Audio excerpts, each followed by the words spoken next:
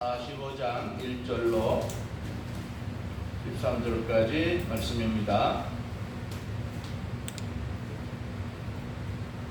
구약성경 이사야서 45장 1절로 13절까지 저와 여러분이 함께 교독하겠습니다.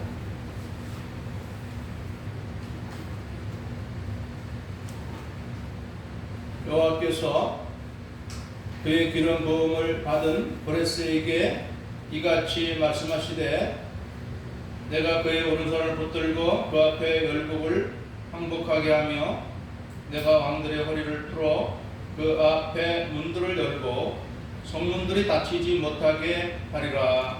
내가 너보다 앞서가서 험한 곳을 평탄하게 하며 문을 쳐서 부수며 새 등장을 걷고 내게 흑암 중에 보아와 은밀한 곳에 숨은 재물을 주어 내 이름을 부르는 자가 나 여호와 이스라엘의 하나님인 줄을 내가 알게 하리라.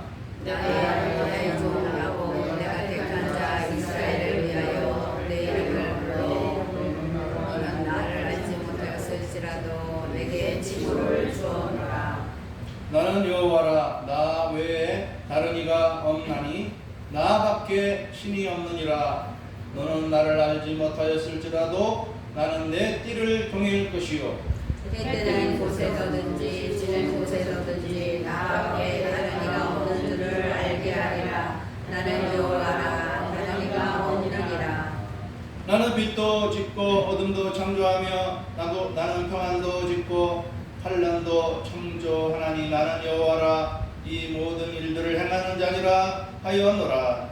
하늘이여 위로부터 보위를 부리며 구름이여 의를 부을지어다. 땅이여 열려서 구원을 쌓게 하고 공의도 함께 무덥게 할지어다. 나 여호와가 이를 창조하였느니라. 질그릇 조각 중 한 조각 같은 자가 자기를 지으신 이와 더불어 다툴진대 화 있을진저 진에게 토기장이에게 너는 무엇을 만드느냐? 또는 내가 만든 것이 그는 손이 없다 말할 수 있겠느냐? 아버지에게 무엇을 낳아서 하고 묻고 어머니에게는 무엇을 낳으려고 회사를 수고를 하여서 하는 자는 다 있을진저. 이스라엘의 거룩하시니 곧 이스라엘을 지으신 여호와께서 이같이 이르시되 너희가 장래일을 내게 물으며 또 내 아들들과 내 서로를 한 일에 관하여 내게 명령하려느냐? 내가 땅을 만들고 그 위에 사람을 창조하였으며 내가 내 손으로 하늘을 펴고 하늘의 모든 우리에게 명령하였노라. 함께 내가 공의로 그를 일으킨지라 그의 모든 길을 굳게 하리니 그가 나의 사목을 건축할 것이며 사로잡힌 내 백성을 값이나 갚음이 없이 놓으리라. 만군의 여호와의 말이니라 하시었느니라. 아멘. 오늘 말씀의 제목은 하나님이 택하신 고레스입니다.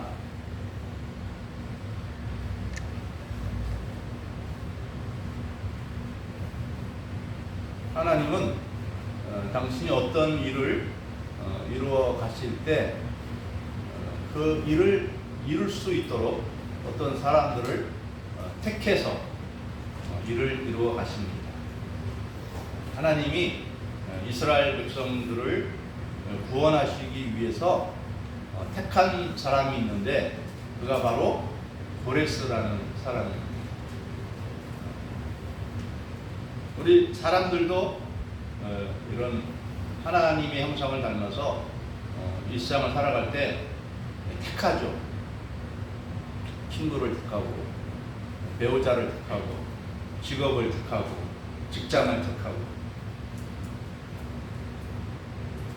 하나님도 이 세상에서 당신의 일을 이루려 하실 때 사람들을 택하시는 것입니다. 오늘 하나님이 고레스를 택했다고 말씀하셨는데 하나님은 고레스만 택하시는 것이 아니라 우리들도 택하시고 그래서 베드로전서 1장 9절에서 너희는 택하신 축소이다 이렇게 말하죠. 우리는 하나님이 우리를 구원하시려고 이 세상 한 사람들 가운데서 택함 받은 존재들입니다. 아주 존귀한 존재들입니다. 우리는 이 사실을 통해서 우리의 자존감의 근거로 삼아야 할 것입니다. 내가 비록 내 형편이 다른 이 세상 사람들보다 훨씬 못하다 할지라도 그것으로 하나님은 우리를 평가하지 않으시고 택함 받은 자들과 택함 받지 못한 자들로 하나님이 평가하십니다. 하나님 택한 자들은 하나님의 사랑받는 자녀들이기 때문에 귀하지 않은 성도가 없습니다. 우리의 자녀들이 많이 있죠. 저에게는 아들 하나밖에 없고 손자 하나밖에 없지만 우리 박 집사님 5이나 있죠. 그 5 다 사랑하죠. 그죠? 누구는 안 사랑하고 물론 내가 베풀 수 있는 사랑의 한도는 있겠지만 마음은 똑같이 사랑할 것입니다. 우리 하나님께도 우리 모든 사람들은 다 존귀한 사람들, 당신의 다 사랑스러운 자녀들입니다. 우리를 택하실 때 어떻게 택하셨습니까? 당신의 독생자의 생명으로를 택하셨기 때문에 아주 존귀한 것입니다. 그런데 이 예수님이 이 세상에 오시려면 이스라엘이 이 이사야 시대를 중심으로 하면 이스라엘이 멸망하면 안 됩니다. 예수님 오실 때까지 이스라엘이 존재해야 돼요. 이 이스라엘 통해서 진정한 메시아가 오셔야 되기 때문에 그렇습니다. 하나님이 이스라엘의 구원을 위해서 고레스라는 사람을 택하셨어요. 그래서 이사야 44장 28절에서 마지막 절이죠.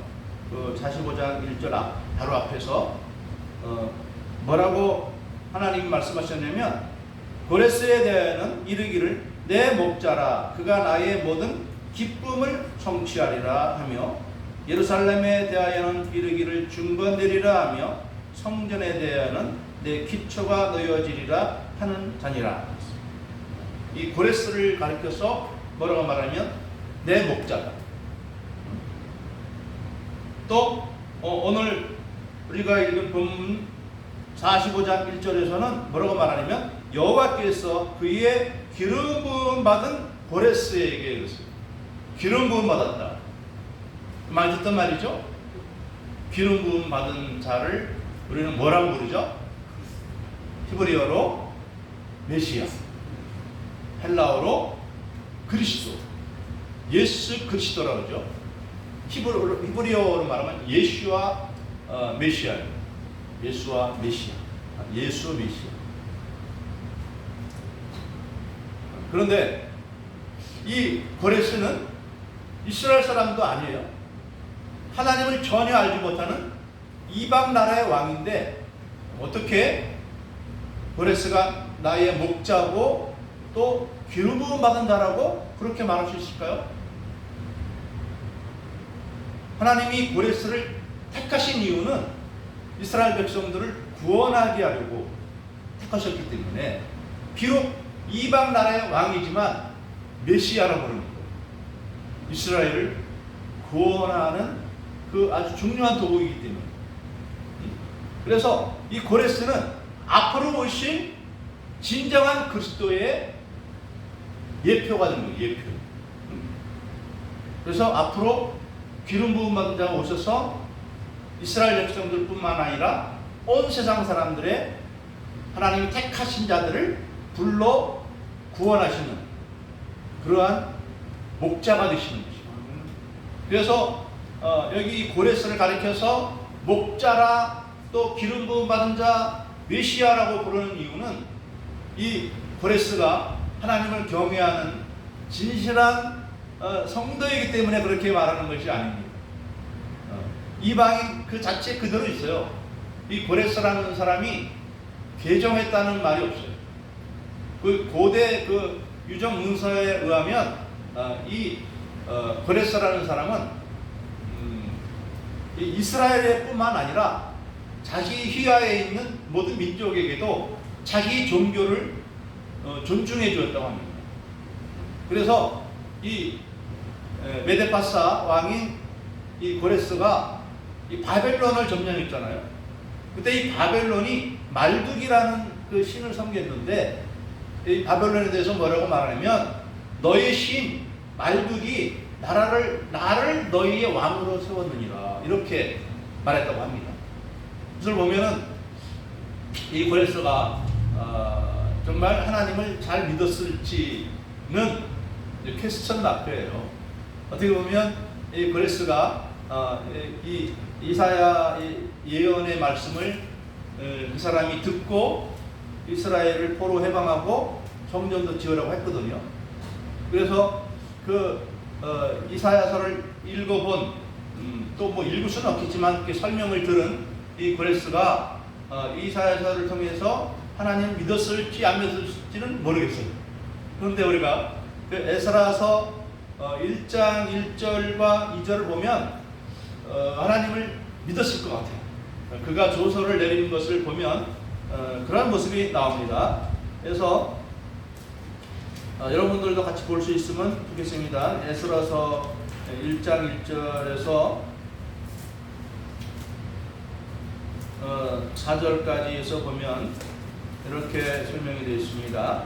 바사왕 고레스 원년에 여호와께서 에레미야의 입을 통하여 하신 말씀을 이루게 하시려고 바사왕 고레스의 마음을 감동시키매 그가 온 나라에 분포하고 조소도 내려 이르되, 바사왕 고레스는 말하노니 하늘의 하나님 여호와께서 세상 모든 나라를 내게 주셨고 나에게 명령하사 유다 예루살렘에 성전을 건축하라 하셨나니, 이스라엘의 하나님은 참 신이시라. 너희 중에 그의 백성 된 자는 다 유다 예루살렘으로 올라가서 이스라엘의 하나님 여호와의 성전을 건축하라. 그는 예루살렘에 계신 하나님이시라. 그 남아있는 백성이 어느 곳에 머물러 살든지 그곳 사람들이 마땅히 은과 금과 그 밖의 물건과 짐승으로 도와주고, 그 외에도 예루살렘에 세울 하나님의 성전을 위하여 예물을 기쁘게 드릴지니라 하였더라. 이스라엘 하나님은 참신이라 이렇게 말해요. 참신이다 이렇게 말한 걸 보면은 이 고레스가 하나님을 믿지 않았을까. 그런데 이 이스라엘에게만 호의를 베풀 수 없으니까 다른 민족에게도 호의를 베풀어서 너희들도 너희 종교 잘 믿어라, 이렇게 한 것으로 여겨집니다. 우리 그 로마가 또 다스리던 나라도 그랬죠. 그 로마 왕 콘스탄틴이 이 기독교를 이제 자유를 줄 때, 그 전까지는, 콘스탄틴 이전까지는 한 250년간 로마 황제 10대에 걸쳐서 기독교인들에 대해서 무지막지한 핍박을 했어요. 많은 사람을 죽이고 했는데, 콘스탄틴이 개정하면서 종교의 자유를 허락했어요.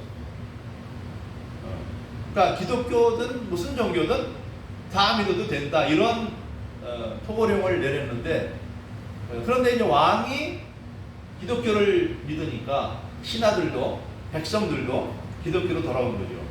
처음에는 종교의 자유를 허락한 거예요. 왜냐하면 그 전까지는 로마 이 사람들이 로마 황제를 신으로 섬기고, 우리가 아는 그 로마 신화, 그리스 로마 신화에 나오는 그런 신들을 섬기던 사람들이거든요. 그렇기 때문에 이 고레스가 이렇게 유대인들, 이스라엘 백성들 너희 고국으로 돌아가 성전을 지으라 한 것도 어떻게 보면 그런 포고령을 계기로 해서 다른 민족들에게도 종교의 자유를 주었다는 것입니다. 그런데 역사적으로 보면은 이 고레스가 태어난 것은 주전 약 600년 전이거든요. 600년경. 그리고 이 이사야가 이런 예언을 하던 것이 주전 700년경이에요. 그러니까 이렇게 예언한 이후에 100년 후에 고레스가 태어났고 그 고레스가 왕이 되어서 이 이스라엘에게 포로 귀환령을 내린 것은 주전 538년입니다. 38년이라는 기간 동안에 이 고레스가 말하면 이제 왕이 된 것이죠. 왕이 되고 이스라엘을 이제 포로 귀환을 하게 했는데 이 주전의 이 역사를 계산하는 법은 이 숫자가 많으면 많을수록 더 오래된 거예요. 말하면 마이너스라는 그런 의미가 있잖아요. 수학에 보면 마이너스. 그래서 예수님이 탄생한 것을 서기 0년을 기준으로 해서 그 이전에 BC 1년이면 그 이제 서기 1년에 1년 전 그렇게 해서 그래서 주전 538년이면 주전 600년으로부터 약 62년이 지난 해입니다. 그러니까 이 고레스 왕은 한 62세나 3세가 된 그런 때이죠. 아무튼 하나님은 이때로부터 160년 후에 나타날 그 고레스에 대하여 미리 편지를 보낸 것입니다. 세상에 그런 편지는 없죠. 앞으로 태어날 사람, 태어나지도 않은 사람에 대해서 하나님이 미리 편지를 보냈는데 1절에서 다시 말합니다. 여호와께서 그의 기름 부음을 받은 고레스에게 이같이 말씀하시되, 미리 말씀하는 거죠. 이같이 말씀하시되 내가 그의 오른손을 붙들고, 그래서 오른손, 사람은 오른손으로 일도 하고 또 전쟁에 나가면 오른손으로 무기를 들고 싸우기도 하죠. 그 오른손입니다. 힘 있는 손. 하나님이 오른손 하면 하나님의 능력 있는 손, 권능의 손을 말합니다. 그래서 하나님이 이 고레스의 오른손을 붙들고 그 앞에 열국을 항복하게 하며 그랬어요. 열국이란 많은 나라들을 의미합니다. 많은 나라들. 이제 메데 파사, 좀 더 정확하게 말하면 메디아 페르시아, 이 황제인 이 고레스로 하여금 주변에 있는 많은 나라들이 항복하게 한다는 거죠. 그리고 또 내가 왕들의 허리를 풀어 그 앞에 문들을 열고 그랬어요. 이 말은 무슨 말일까요? 허리를 푼다. 그래서 허리를 푼다. 이 말은 이제 5절에서 나오는 말인데요. 나는 여호와라, 나 외에 다른 이가 없나니 나밖에 신이 없느니라. 너는 나를 알지 못하였을지라도 나는 내 띠를 동일 것이요. 여기 반대의 말입니다. 내 띠를 동인다는 말은 무장하게 한다는 말이에요. 무장하게 한다. 그래 에베소서 6장 14절에서 보면은 그런즉 진리로 너희 허리띠를 띠고 그랬어요. 허리띠를 띠고, 허리띠를 띈다는 얘기는 진리로 무장을 한다 이런 의미입니다. 그래서 1절에 내가 왕들의 허리를 푼다는 것은 무장을 해제한다 이런 말입니다. 그래서 그 앞에서 문을 활짝 열어놓고 못 닫게 할 것이다 이렇게 하는 말입니다.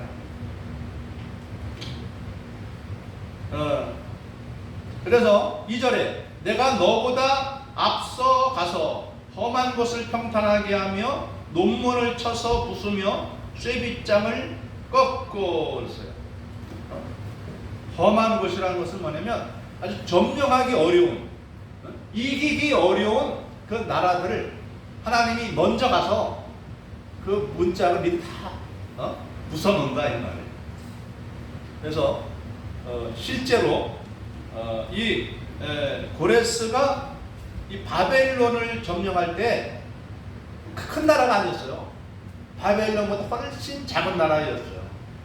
이 고레스라는 사람을 이 역사적으로 알아보면은 원래 이 사람은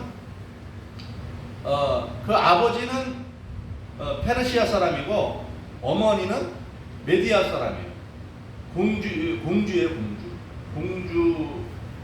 공주인데 그 공주와 페르시아의 자기 아버지가 혼인을 했고, 이 고레스가 그래서 페르시아 왕이지만 그 어머니는 메디아 사람이에요. 그래서 페르시아가 메디아를 말하면 합병을 했다. 그러니까 이 고레스라는 사람은 아주 지혜로워서 많이 싸우지 않고 아주 화친을 한 것이죠. 적절하게 외교수를 펼쳐서 그 나라를 쉽게 얻는 거예요. 그래서 그냥 페르시아라고 하면 될 텐데 메데 바사, 메디아 페르시아라는 의미입니다. 정확하게 표현하면 성경은 약간 이제 말들을 쉽게 바꾸기 위해서 메데 바사라고 그러는데 실제로는 메디아 페르시아예요. 현재 이라는 말입니다. 그래서 이렇게 점령을 했는데 바벨론을 점령할 때도 보면 아주 쉽게 했습니다. 자, 바벨론이 멸망당하기 전에 우리 다니엘서를 보면은 벨사살 왕이라고 있죠. 바벨론의 마지막 왕인 벨사살 왕이 이 메데파사의 군대에 패배하기 전에 무슨 일을 하냐면 전국에 있는 그 중요한 신하들을 다 불러 모아가지고 잔치를 벌이는데 그때 무슨 잔치를 벌이냐면 이제 예루살렘 성전 안에 있는 그 성물들, 말하면 이제 성전 안에서 쓰는 그런 어떤 뭐 잔이 있고 그릇이 있잖아요. 근데 그런 잔들을 가져다가 술을 부어 마시면서 자기들이 섬기는 우상을 찬송한 거예요. 찬양 부른 거예요. 그러니까 막 흥겨우면 막 노래 부르고 그러잖아요. 우리는 흥겨우면 찬양 부르잖아요. 그 사람들은 흥겨우면 뭘 부릅니까? 자기들이 믿는 신의 이름을 찬양하는 거죠. 그럴 때에 갑자기 벽에 손이 나타나서 손목하고 손이 이렇게 그렇게 손이 나와가지고 흰 벽에다가 글씨를 쓰는 거예요. 뭐라고 썼다고 했죠? 메네메네 데겔 부바르십니다는 글을 썼어요. 놀래가지고 이만 다리가 후들후들 막 걸리는 이런 상황 가운데서 그 왕비가 들어오더니 이것에 대해서 먼저는 이제 그 나라에 하던 지혜로운 사람들, 박수부당들 다 불러가지고 저 글씨가 무슨 뜻이냐, 손가락이 나와서 글을 썼는데 그게 글씨가 베껴져 있는 거죠. 그러니까 저 뜻이 뭐냐 묻는데 아무 대답 못 하는데 그 왕비가 말하기를 이제 다니엘은 아주 민첩한 사람이기 때문에 저 뜻을 알 것입니다. 다니엘을 부르십시오. 해서 다니엘 선지자가 와서 그 뜻을 해결해 줬는데 내가 너를 세워서 바라보니 너는 부족하다.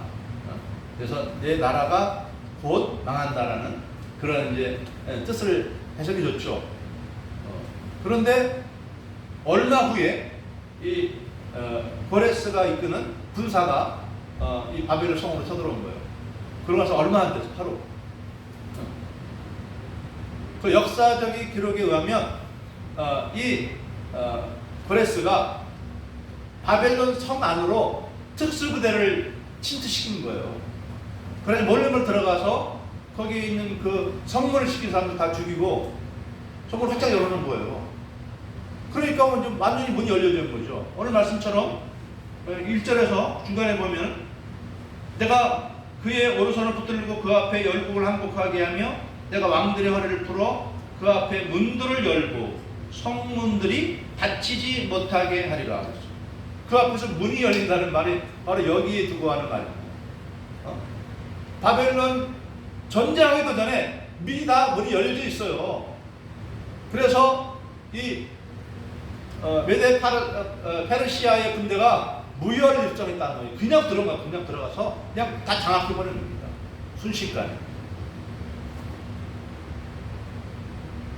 그리고 또 2절에서 보면 내가 너보다 앞서가서 험한 것을 평탄하게 하며 논문을 쳐서 부수며 쇠빗장을 꺾고 그랬는데 또 하나의 역사적 기록에 보면 이 고레스의 군대가 이제 아르메니아 아르메니아 쪽으로 이제 진격을 해 가는데 거기에서 이 고레스 군대를 지금 접전하는 그 군사들이 있는데 이 고레스가 이끄는 그 부대가 아마 낙타병들이 있었던 것 같아요. 낙타를 타고 가는 그런 부대가 있었던 것 같아요. 근데 그 낙타의 몸에서 나오는 그 냄새가 아르메니아 쪽에 있는 그 사람 그 말들에게 그 냄새가 갔다는 거예요. 그러니까 그 말들이 그 낙타에서 몸에서 나오는 그 냄새를 맡으면서 흥분했다는 것이죠. 두려움을 느끼고 막 요동을 치니까 그들 전쟁할 수 없는 거죠. 말들을 타고 이 낙타병에서 대항을 해야 될 때 대항을 할 수가 없는 거예요. 말들이 막 두려움을 가지고 앞으로 진격하지 못하니까. 그래서 이 고레스의 부대가 아르메니아 군사를 쉽게 이기고 정복을 했다고 합니다. 하나님이 미리 다 손을 써둔 거예요. 뿐만 아니라 3절에서 보면 내게 흑암 중에 보아와 은밀한 곳에 숨은 재물을 주어 내 이름을 부르는 자가 나 여호와 이스라엘의 하나님인 줄을 내가 알게 하리라 그랬어요. 흑암 중에 보아라는 것은 뭘까요? 은밀한 곳에 숨은 재물, 같은 말이죠. 즉 왕들이 이 전쟁에 패하게 되겠으니까 자기 나라의 이 귀중물들, 아주 보물들이죠. 이런 것을 아주 은밀한 곳에 숨겨놨다는 거예요. 그런데 이 고레스가 기가 막히게 그것을 알아냈다는 것이죠. 기가 막히게. 이것도 하나님이 이 고레스에게 그런 지혜를 주셔서 이렇게 왕들이 패망하기 이전에 숨겨놓았던 재물들이 어디에 있는지 다 알아서 회수할 수 있었던 것이죠. 자, 이런 것을 통해서 하나님이 이 고레스에게 주시는 말씀이 무엇입니까? 그 뜻이 무엇입니까? 바로 4절에 있는 말씀입니다. 내가 나의 종 야곱, 내가 택한 이스라엘을 위하여 내 이름을 불러 너는 나를 알지 못하였을지라도 내게 칭호를 주었노라. 여기 이 말씀에서 우리 앞에 보이죠? 그 중간에 보면 너는 나를 알지 못하였을지라도 이거를 좀 뒤로 빼면 됩니다. 뒤로 빼면 어떻게 됩니까? 이스라엘을 위하여 내 이름을 불러 내게 칭호를 주었다. 칭호. 무슨 칭호를 줬죠? 너는 나의 목자다. 기름 부음 받은 자다. 이런 칭호를 준 거예요. 이방인인데 왜? 하나님을 알게 하려. 하나님을 알게 하려. 너는 나를 몰랐어도 나는 너를 알고 있다는 것이죠. 160년 전에 이미 하나님이 고레스를 알고 내가 태어나기 전에 너를 알고 내가 이런 일을 잘 행할 수 있도록 이렇게 다 손을 써놨다 이 말이죠. 그래서 그 요세푸스라는 이스라엘 역사가의 글에 의하면 그 유대인들이 이사야 성경 이 말씀을 가지고 고레스를 찾아가서 알려줬다는 말입니다. 그래서 그가 그런 유대인들의 말을 듣고 이것을 결심하게 된 것이죠. 정확하게 자기가 할 일이 이 성경에 기록되어 있잖아요. 얼마나 놀랐겠어요. 그래서 5절에서 말합니다. 나는 여호와라. 나 외에 다른 이가 없나니 나밖에 신이 없느니라. 하나님만이 온 세상 만물의 유일한 참된 신이라는 것을 알게 해주시기 위해서 이렇게 고레스라는 사람이 태어나기 또 전 100년 전에 고레스에 대해서 미리 다 말씀하고 계시지 않습니까? 근데 성경에는 이렇게 고레스에 대해서 100년 전에 태어날 것을 예언했을 뿐만 아니라 이때로부터 700년 후에 태어나실 예수 그리스도에 대해서도 이미 다 예언해 놨어요. 이사야 9장 말씀에 그 예언이 기록되어 있고 또 예수님이 십자가 고통을 통해서 우리를 구속해 주실 것을 이사야 52장 53장에서 또 기록해 두고 계세요. 하나님은 역사의 주관자예요. 아멘. 창조주 하나님이시고 우리 이 세상 모든 나라의 흥왕과 성세를 좌우하는 역사의 주권자라고 하시는 것입니다. 그래서 또 말씀합니다. 너는 나를 알지 못하였을지라도 나는 내 띠를 동일 것이요. 여기 대해서 설명했죠. 너로 아주 강한 자로 무장하게 했다는 것이죠. 그래서 6절에 하나님은 누구냐? 해 뜨는 곳에서든지 지는 곳에서든지, 보세요. 동쪽에서든지 서쪽에서든지, 뭐 지구가 둥글죠. 동서남북 사방 어디서나 나밖에 다른 이가 없는 줄을 알게 하리라 그랬습니다. 하나님밖에 참된 신이 없다. 세상에 어떤 신이 하나님처럼 200년 후에, 100년 후에, 700년 후에, 또 성경에는 무엇까지도 미리 예언했습니까? 세상 끝날 일에 대해서도 상세하게 예언했지 않습니까? 마태복음 24장과 요한계시록 전체를 통해서 앞으로 세상에 이루어질 일들에 대해서 다 미리 예언해 놓으셨어요. 구약에서 이미 하나님이 예언한 모든 것들을 다 이루시는 과정들을 성경을 통해서 우리가 알 수 있어요. 이 성경에 있는 말씀들이 창세기부터 요한계시록까지 흩어져 있으니까 우리가 잘 모를 수 있어요. 성경을 처음 읽는 사람들은 이것이 잘 안 열릴 수가 있는데, 창세기부터 요한계시록까지 한 열번 많이 읽으면 이제 이게 풀리는 것이죠. 열려지는 것이죠. 아브라함에게 하나님이 뭘 약속하셨습니까? 앞으로 내 자손이 애굽에 내려가서 430년 동안 종살이 하다가 이후에 올라올 것이다. 먼 후에 되어진 일들도 아브라함에게도 예언하시고 이사야에게도 예언하시고, 그리고 다니엘서를 가보면 다니엘서 거의 전체가 역사의 주관자이신 하나님을 증거하고 있어요. 그래서 이 바벨론 왕 느부갓네살 왕이 꿈을 꾸었는데 그 꿈의 내용이 무엇이었죠? 한 신상에 대한 꿈이었잖아요. 그 신상의 내용을 여러분이 아십니까? 머리는 뭘로 되어 있죠? 금으로 되어 있어요. 그럼 바벨론 왕을 의미한다. 가슴과 두 팔은 은으로 되어 있어요. 어느 나라를 의미하죠? 메데파사, 메데페르시아를 의미합니다. 그 다음에는 어느 나라가 나오죠? 배와 허벅지까지 동으로 된 무슨 나라죠? 헬라. 그래서 이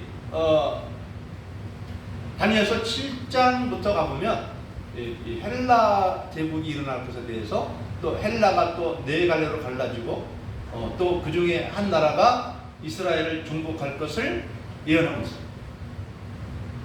자, 그 다음에는 무릎과 이 무릎 쪽에 두 다리죠. 든든한 두 다리. 이것은 로마 제국을 의미합니다. 로마 제국 왔다가 멸망했잖아요. 마지막은 뭐죠?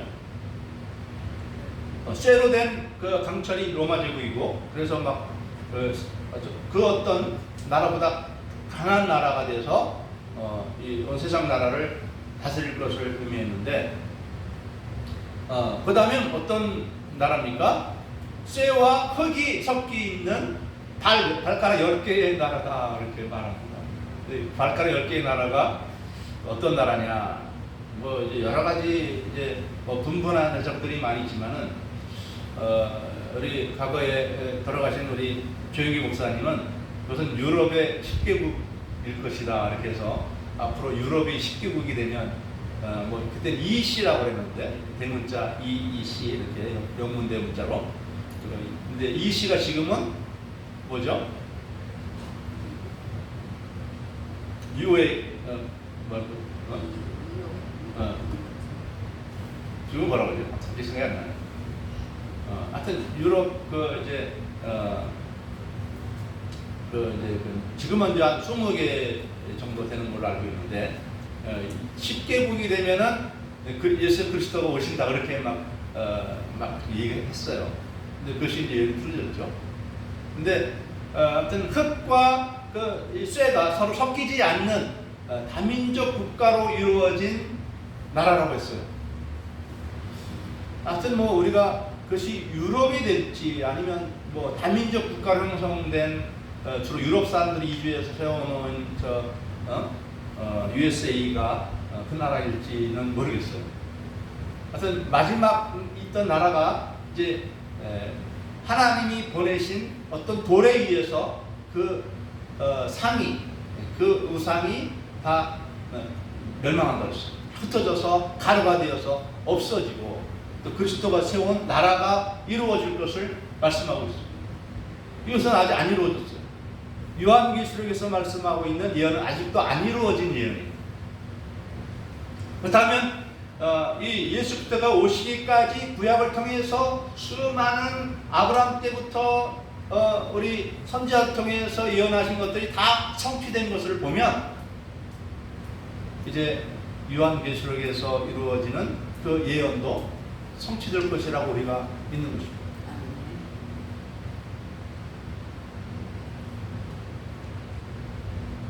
7절에서 볼까요?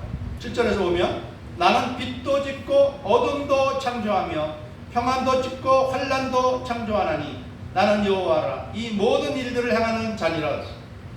하나님이 어둠과 빛을 지으신 것처럼 평안도 짓고 환난도 창조한 것이죠. 우리 인간의 생사와 복을 하나님이 주관하신다는 말씀입니다. 이것을 알게 하시려고 하나님이 성경을 통해서 하나님이 참 하나님만 참 하나님이시고 우리 인간의 생사박이 하나님께 달려 있음을 우리에게 증거하는 것입니다. 우리가 살 길을 무엇이고 우리가 행복하게 살아갈 수 있는 그 길은 무엇입니까? 하나님이 말씀하시는 대로 살아가는 것입니다. 하나님과 주 예수 그리스도와 그 주신 복음을 듣고 순종해 살아가는 것이 우리의 생명의 길이고 행복의 길인 것입니다. 우리 하나님은 이를 위해서 예수 그리스도를 이 땅에 보내주신 것입니다. 우리의 목자로, 우리의 그리스도로 보내주신 것입니다. 이 이스라엘의 바벨론에서 이스라엘을 구원해 줄 자로 이 고레스를 목자와 그리스도로 세워주신 것처럼 우리 온 세상 사람들을 구원해 줄 분으로 예수 그리스도를 목자와 그리스도로 우리에게 보내주신 것입니다. 우리는 그의 말씀을 듣고 나아갈 때 우리의 삶에 참 평안과 행복이 주어지는 것입니다. 장차 우리는 그의 영광의 나라로 나갈 것입니다. 우리의 삶의 방향을 분명하게 정해야 됩니다. 내 뜻대로 내 마음대로 살아가는 길에 거기에 참 행복이 없어요. 세상 나라가 흥황하고 잘 되는 것 같아도 여기에는 소망이 없습니다. 영원히 멸하지 않는 하나님 영광의 나라를 위하여 살아가는 것, 그것이 바로 우리의 믿음이고 말씀대로 살아가는 것입니다. 우리가 이제 하나님을 믿는 자로서 주님께서 주신 말씀대로 살아갈지인데 우리에게는 두려울 것도 없고 겁날 것도 없습니다. 걱정할 것도 없고 근심할 것도 없습니다. 오늘날에도 주님 말씀에 순종하고 복종하는 자들에게 하나님은 놀라운 이적을 베풀어 주고 계십니다. 예수님께서 이 땅에 오셔서 사람들의 행하신 일들을 알죠. 병자들의 병을 고쳐주시고 때로는 먹을 것도 해결해 주시고 풍랑이 있는 바다 가운데서 풍랑을 잠재워 주시는 하나님이시기도 합니다. 그러한 삶이 우리 삶의 현장에도 이루어지는 것입니다. 믿음과 순종의 삶을 살아갈 때 이러한 놀라운 승리와 문제 해결의 역사가 우리에게 이루어지는 것입니다. 많은 사람들이 고난을 당하는 것은 이 하나님을 알지 못하기 때문에. 그래서 내 마음 내 뜻대로 살아갈 때 인생이 막히고 답답한 일이 생기고 여러 가지 문제가 생긴 것입니다. 우리는 고난 앞에서 우리를 구원하시기 위해서, 우리의 문제를 해결해 주시기 위해서 예수님께서 이미 목자로 메시아로 우리에게 주어졌다는 사실을 생각하면서 다시금 우리의 믿음을 굳세게 하여 우리 인생을 말씀대로 복되게 살아가는 여러분과 제가 되기를 주님의 이름으로 축복합니다. 아멘. 기도합니다. 사랑의 하나님 아버지요, 하나님은 이 세상에 태어나지도 않은 미래에 있을 이방인의 왕까지도 우리 하나님은 다 예정하시고 저를 세워주시며 이 세상의 역사를 이루어 주셨사옵나이다. 결과는 이 역사 가운데 하나님께서 당신의 독생자 예수 그리스도를 목자와 그리스도로 보내주심으로 말미암아 아버지 오늘 우리들도 그 생명의 말씀으로 살게 하여 주심을 감사드립니다. 영광의 백성 삼아주신 것을 감사드립니다. 우리의 미래가 주님 안에서 보장되어 있사오니 하나님 아버지 우리의 앞으로 살아가는 모든 길에 하나님의 영광이 있을 것을 믿으면서 말씀에 순종하며 담대히 나아가게 하여 주시옵소서. 우리가 이 세상에 살면서 어떤 스트레스를 받든지 어떠한 걱정과 염려 앞에 부딪히든지 두려워하지 않게 하여 주시옵소서. 말씀대로 살아가노라면 우리의 순간순간마다 우리 하나님께 기도하며 그 지혜를 구하노라면 우리의 갈 길을 열어주시고 복되게 인도하여 주실 것을 믿습니다. 우리 하나님께 모든 성도님들 이 믿음 가지고 세상을 이기고 죄를 이기고 마귀를 이기고 복되게 살아가는 우리 모든 성도님들이 되게 하여 주시옵소서. 축복하며 예수님의 이름으로 기도하옵나이다.